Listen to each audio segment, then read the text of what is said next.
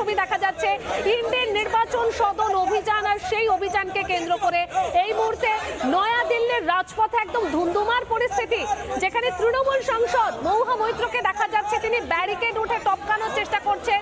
আমরা অখিলেশ যাদবের ক্ষেত্রেও সেই একই ছবি দেখলাম, ব্যারিকেডে উঠে একদম ব্যারিকেড ভাঙার চেষ্টা, ধস্তাধস্তি পরিস্থিতি দেখা যাচ্ছে। এসআইআর এর বিরোধিতা, ইন্ডির ব্যারিকেড ভেঙে এগোনোর চেষ্টা বিরোধীদের, যেখানে নির্বাচন কমিশন বারবার বলেছেন তারা সময় দিয়েছেন যে বিষয়ে তারা আলোচনা করতে চায়, কিন্তু তারপরেও সেই একই ছবি দেখা যাচ্ছে। এই মুহূর্তে প্রিয়াঙ্কা গান্ধী বাড্রাকেও দেখা যাচ্ছে। আমরা লাগাতার আপনাদের সামনে একটার পর একটা ছবি তুলে ধরছি। এসআইআর নিয়ে বিরোধিতা অব্যাহত বিরোধীদের, ইন্ডি জোটের নির্বাচন সদন অভিযান, লোকসভার বিরোধী দলনেতা রাহুল গান্ধীকেও দেখা যাচ্ছে বিরোধী সাংসদদের নির্বাচন সদন অভিযান, আর সেই অভিযানকে কেন্দ্র করে ধুমধুমার পরিস্থিতি। একদিকে দেখা যাচ্ছে ব্যারিকেড টপকানোর চেষ্টা, আর অন্যদিকে দেখা যাচ্ছে রাস্তায় বসে পড়েছেন বিরোধী সাংসদরা, রাস্তায় বসে পড়েছেন। কিন্তু একটাই প্রশ্ন, রোহিঙ্গাদের বাঁচাতে কত নিচে নামবে ইন্ডি? কংগ্রেস মুখপাত্র জয়রাম রমেশ ঠিক কি বলছেন শোনাবো আপনাদের।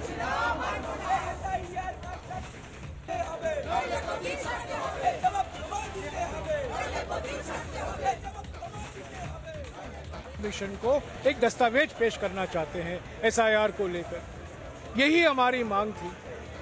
और मैंने कल शाम को, कल दोपहर को चुनाव आयोग को ये खत लिखा था। अफसोस की बात है कि चुनाव आयोग, जो अभी चुनाव आयोग बन गया है, उस खत का जवाब नहीं देती है और अभी कहती है कि सिर्फ 30 सांसद आ सकते हैं।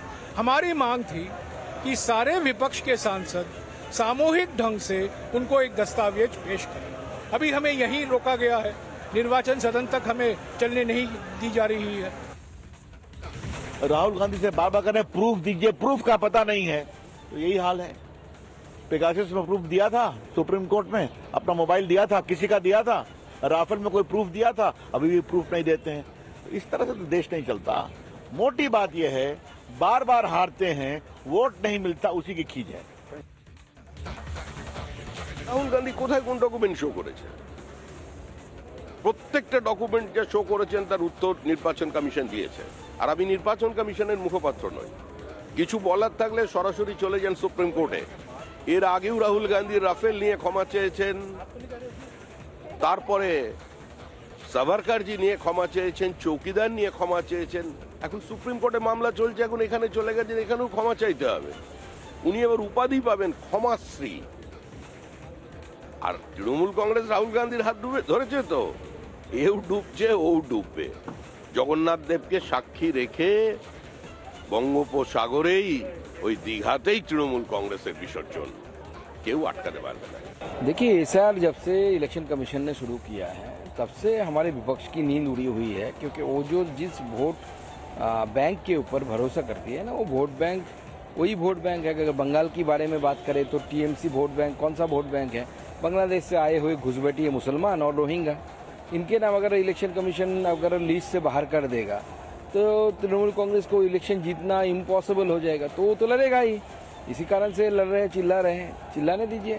इलेक्शन कमीशन एक संवैधानिक पद है, व्यवस्था है, उसको अगर आप नहीं मानते तो पहले तो इनको नोटिस देना चाहिए इलेक्शन कमीशन को कि आपकी पार्टी की जो एफिलिएशन है वो क्यों ना ख़त्म की जाए।